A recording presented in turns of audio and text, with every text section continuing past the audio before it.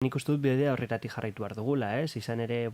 Sahara 1975. Urtetik okupatuta jarraitzen du Marokongatik, bake prozesu bat dago 1991. Urtetik, printzipioz erreferendum bat eskatzen dute, hori da Frente Polisarioen aldarrikapena, Saharauiek erabaki dezatela zein dan beraien,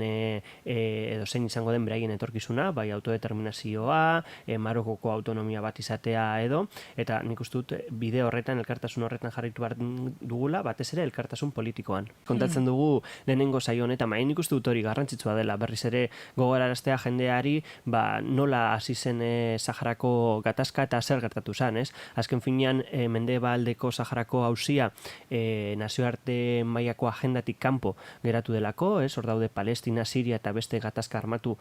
batzuk, mendebaldeko Sahara ez dago, gogoratu behar dugu gainera 2005an intifada bat hasi zutela, Maroko gatik okupatutako lurraldeetan Saharauiek intifada bat hasi zutela, kalera eta ziren manifestazioetara eta bar, hainbat preso politiko daude Marokoko kartzelatan, hainbat zauritu, manifestazio horiek gertatzen ari dira baita ere gaur egun, 2016. Urtean Saharauiek kaleetan jarraitzen dute beraien eskubideak aldarrikatzen, orduan nik uste dut garrantzitsua dela, gogoraraztea historia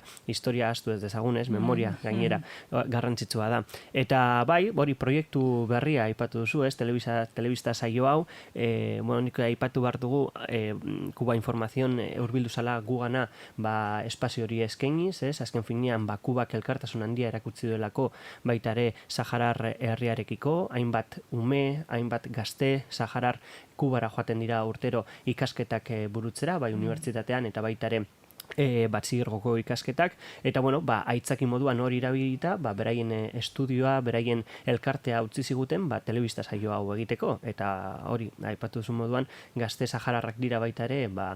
telebista saio hau egiten edo produzitzen duten, hain ikustu dut hori garrantzitsua dela, beraik protagonismoa izan behar dute beraien historia kontatzeko.